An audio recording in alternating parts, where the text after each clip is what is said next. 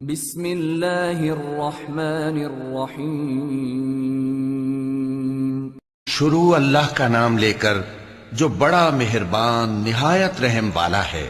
اے پیغمبر صلی اللہ علیہ وآلہ وسلم، جو عورت تم سے اپنے شوہر کے بارے میں بحث و جدال کرتی اور اللہ سے شکایت رنج و ملال کرتی تھی، اللہ نے اس کی التجا سن لی اور اللہ تم دونوں کی گفتگو سن رہا تھا۔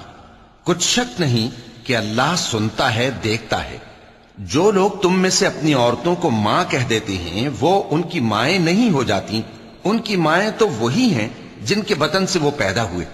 بے شک وہ نامعقول اور جھوٹی بات کہتی ہیں، اور اللہ بڑا معاف کرنے والا ہے، بخشنے والا ہے۔ اور جو لوگ اپنی بیویوں کو ماں کہہ بیٹھیں پھر اپنے قول سے رجوع کر لیں تو ان کو قربت سے پہلے ایک غلام آزاد کرنا ضرور ہے۔ مومنو، اس حکم سے تم کو نصیحت کی جاتی ہے اور جو کچھ تم کرتے ہو اللہ اس سے خبردار ہے۔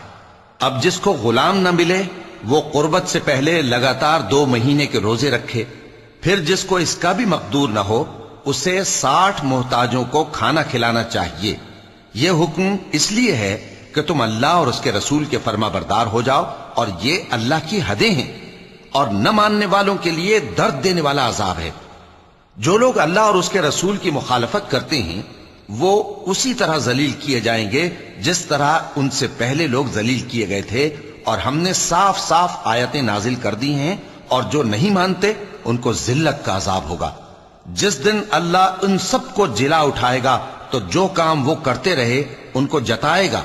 اللہ نے وہ سب کام لکھوا رکھے ہیں اور یہ ان کو بھول گئے ہیں، اور اللہ ہر چیز سے واقف ہے۔ کیا تم کو معلوم نہیں کہ جو کچھ آسمانوں میں ہے اور جو کچھ زمین میں ہے اللہ کو سب معلوم ہے؟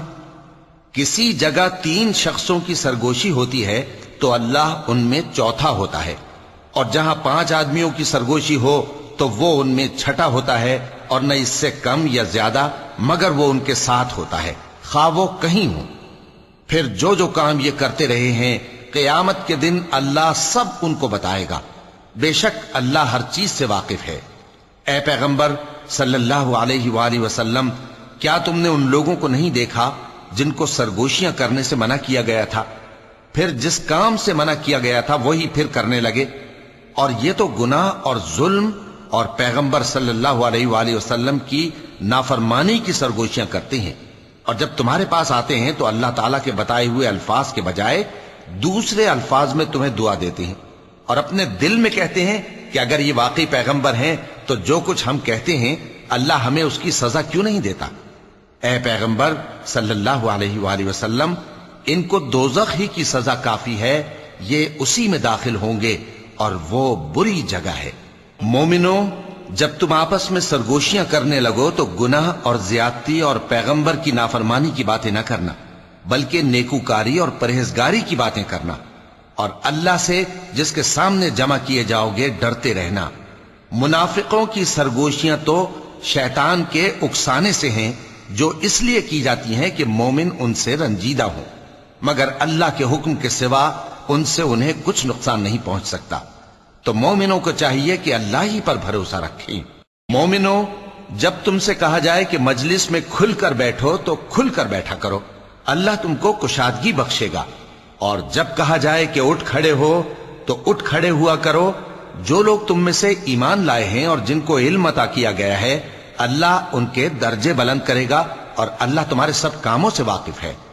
مومنو، جب تم پیغمبر کے کان میں کوئی بات کہو تو بات کہنے سے پہلے مساکین کو کچھ خیرات کر دیا کرو، یہ تمہارے لیے بہت بہتر اور پاکیزگی کی بات ہے۔ اور اگر خیرات تم کو میسر نہ آئے تو اللہ بخشنے والا مہربان ہے۔ کیا تم اس سے کہ پیغمبر کے کان میں کوئی بات کہنے سے پہلے خیرات کرو ڈر گئے؟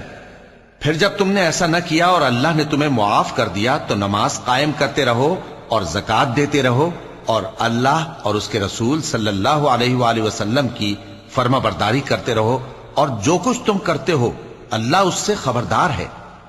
بھلا تم نے ان لوگوں کو نہیں دیکھا جو ایسے لوگوں سے دوستی کرتے ہیں جن پر اللہ کا غضب ہوا؟ وہ نہ تم میں ہیں نہ ان میں، اور جان بوجھ کر جھوٹی باتوں پر قسمیں کھاتے ہیں۔ اللہ نے ان کے لیے سخت عذاب تیار کر رکھا ہے۔ یہ جو کچھ کرتے ہیں یقیناً برا ہے۔ انہوں نے اپنی قسموں کو ڈھال بنا لیا ہے اور لوگوں کو اللہ کے رستے سے روک دیا ہے، سو ان کے لیے ذلت کا عذاب ہے۔ اللہ کے عذاب کے سامنے نہ تو ان کا مال ہی کچھ کام آئے گا اور نہ اولاد ہی کچھ فائدہ دے گی۔ یہ لوگ اہل دوزخ ہیں، اس میں ہمیشہ جلتے رہیں گے۔ جس دن اللہ ان سب کو جلا اٹھائے گا تو جس طرح تمہارے سامنے قسمیں کھاتے ہیں اسی طرح اس کے سامنے بھی قسمیں کھائیں گے اور خیال کریں گے کہ ایسا کرنے سے کام چل جائے گا۔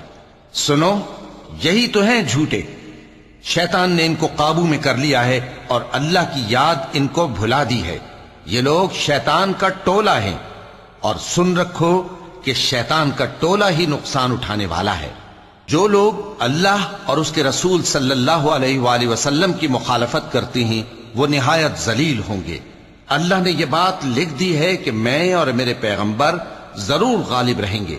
بے شک اللہ زور آور ہے، صاحب اقتدار ہے۔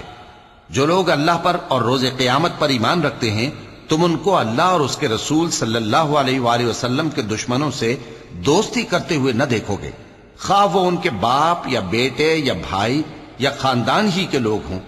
یہ وہ لوگ ہیں جن کے دلوں میں اللہ نے ایمان کو نقش کر دیا ہے اور اپنے فیض سے ان کی مدد کی ہے، اور وہ ان کو بہشتوں میں جن کے نیچے نہریں بہہ رہی ہیں داخل کرے گا، جن میں وہ ہمیشہ رہیں گے۔ اللہ ان سے خوش اور وہ اللہ سے خوش۔ یہی لوگ اللہ کی جماعت والے ہیں۔ سن رکھو کہ اللہ کی جماعت والے ہی کامیاب ہوں گے۔ صدق اللہ العظیم۔